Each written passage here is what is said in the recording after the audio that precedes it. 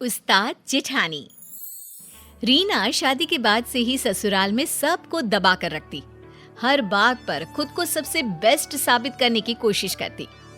क्या माँ जी, देवर जी की शादी है लेकिन आपके बस की नहीं कि बाजार से एक रुमाल खरीद कर ला सके। भाभी, मम्मी ने हम लोगों को बड़ा कर दिया, शादी ब्याह सब हो गया। तब तो आप नहीं थी ना, जो आज माँ को ताना दे रही है।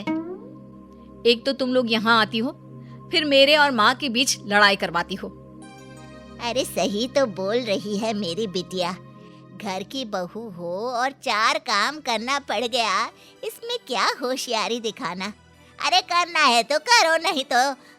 बस ये सुनकर रीना का तांडव शुरू हो जाता है। वो चिल्लाने लगती है, हाँ हाँ, सारे काम करवाने के लिए रीना रीना, लेकिन जब काम हो जाए तो धमकी। अरे वाह जी वाह, अब देखो मैं क्या करती हूँ। घर पर छोटे देवर की शादी, ऊपर से भाभी नाराज। अरे रीना बहू दिखाई नहीं दे रही, उसे बोलो छोटी बहू के घर जाकर उन लोगों से पूछ ले, कोई काम की जरूरत तो नहीं है। लेकिन रीना बहू हो तब ना। पापा, भाभी तो मायके चली गई, ये कहकर गई है कि शादी में भी नहीं आएंगी। अरे ये क्या बात होती है, समाज क्या कहेगा। और अब जब सब घर में आने वाले हैं, ऐसे में बड़ी बहू का घर में ना होना बिल्कुल भी ठीक नहीं है ये बात। अरे पापा रहने दो ना उसे, वहीं छोटी छोटी बात पर घर पर कलेश करती है। सोचती है खुद किसी को कुछ भी बोले लेकिन उसे कोई कुछ ना बोले। ऐसा होता है क्या? अरे फिलहाल तो बहू को मना कर लाना जरूरी है। ड्राइवर से बोलो कार निकाले, हम खुद जाएंगे। घर के सभी लोगों को बहू पर गुस्सा आता है। जो आदमी अपने उसूलों के आगे किसी के सामने नहीं झुका, वो कल की आई एक लड़की को मनाने जा रहा है। पता है ना माँ, पिताजी को समाज, परिवार और आस पड़ोस की कितनी परवाह है। पापा सबके सामने मिसाल कायम करके खड़े हैं कि उन्होंने पूरा परिवार बांध कर रखा है। ऐसे में भाभी नहीं होंगी तो पापा की प्रतिष्ठा में उंगली तो उठेगी ही ना। ये भाभी की जीत नहीं, सबसे बड़ी हार है, हार। उधर मायके में रीना की माँ, अरे बेटी क्या बात है, इतने पैसे वाले लोगों को घुटने में ले आई तू। देख तेरा ससुर कैसे गाड़ियों का काफिला लेकर आया है हम लोगों के दरवाजे। अरे माँ बस बहुत हो गया इन लोगों का नाटक। अब तो देखो वो जो इन लोगों का दूसरा बंगला है ना, देवर की शादी के बाद वहां जाकर रहूंगी मैं, देख लेना। तभी ससुर बहू के मायके आते हैं। रीना की माँ नाटक करती है, अरे आइए भाई साहब, अरे देखे ना कब से समझा रही हूँ कि ससुराल में तेरी जरूरत है, चली जा बेटा। लेकिन पता नहीं क्या बात मन को लग गई है, आई तब से रोए जा रही है। ससुर जो बहू की माँ की हरकतों से अच्छे से वाकिफ थे। देखिए वो सब हम बाद में देख लेंगे, हमारे घर का मामला है। फिलहाल रीना बेटा घर चलो, वहाँ तुम्हारी जरूरत है। बड़ी बहू हो तुम, लोग क्या कहेंगे। देखिए पिताजी, आप खुद आए हैं तो ठीक है, मैं चल रही हूँ, लेकिन मैं साफ साफ कह देती हूँ, देवरानी के आने के बाद मैं उस घर में नहीं रहने वाली। वो तो तुम्हें बोलने की जरूरत ही नहीं है, मैंने पहले ही फैसला ले लिया है कि मैं तुम्हें दूसरे बंगले में शिफ्ट कर दूंगा। छोटे की बीवी और वो हम लोगों के साथ रहेंगे। रीना को तो मानो मन मांगी मुराद मिल गई। तो फिर ठीक है ससुर जी, चलिए चलते हैं। रीना ससुराल चली जाती है और अच्छे से शादी हो जाती है। छोटी देवरानी जैसे ही घर में कदम रखती है, हाय रे, न जाने किसके अपशगुनी पैर हम लोगों के घर पड़े हैं। बत्ती ही चली गई, करो अब अंधेरे में सारी रस्में। तभी नौकर कहता है, अरे नहीं बड़े बहू जी, वो तो बत्ती आई है, जनरेटर बंद किए है ना अभी।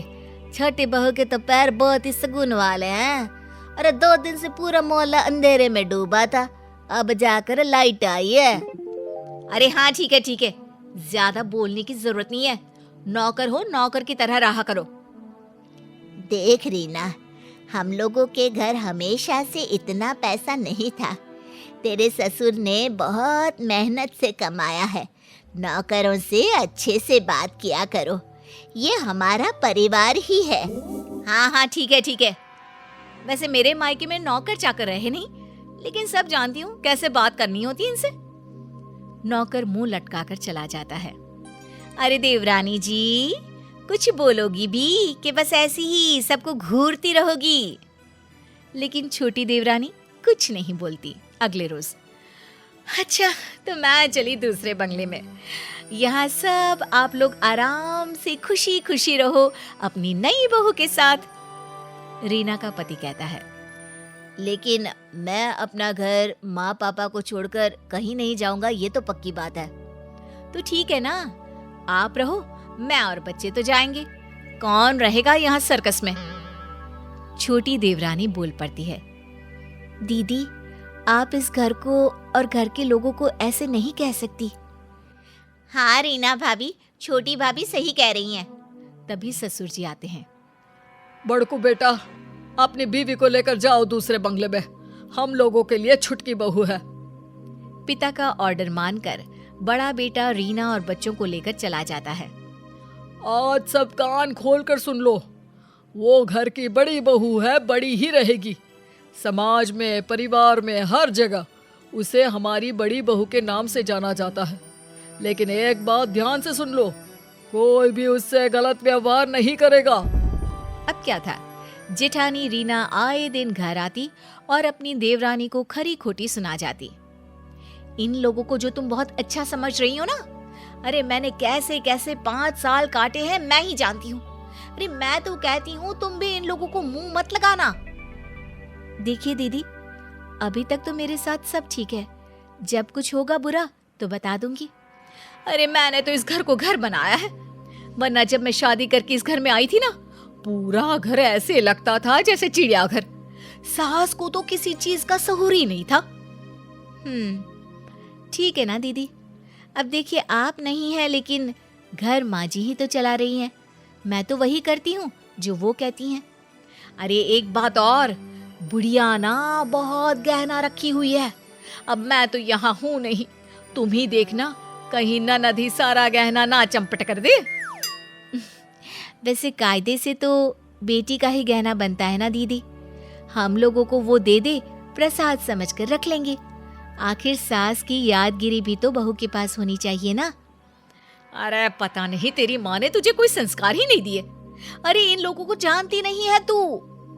तभी ससुर वहां आ जाते हैं और छोटी को डांटने लगते हैं। छोटी बहू, मैंने तो तुम्हें अच्छा समझा था, लेकिन तुम भी। नहीं पापा जी, मैं तो सिर्फ दीदी से बात कर रही थी। हाँ, ये क्या कह रही थी पापा जी जानते हैं आप, कि बुढ़िया मर गई तो सारा गहना बेटी को दे जाएगी। मैंने कभी नहीं सोचा था छोटी कि तू भी ऐसी निकलेगी। तभी वहां सास और ननद आ जाते हैं। छोटी बहू दोनों को देखकर डर जाती है कि सास कहती है, नहीं नहीं, हम लोगों ने दोनों बहुओं की बात सुनी है। छोटी बहू की हर बात ठीक और संस्कारी थी। बड़ी बहू इस घर की हम लोगों की दिल खोल कर बुराई कर रही थी। जेठानी जैसे भी क्यों ना हो, जरूरी नहीं कि देवरानी भी वैसे ही निकले। हर एक के घर के अपने संस्कार हैं। बड़ी, तूने अलग घर ले लिया है, अब यहाँ का रास्ता भूल ही जा तो अच्छा है। छोटी सास की बात सुनकर चैन की सांस लेती है।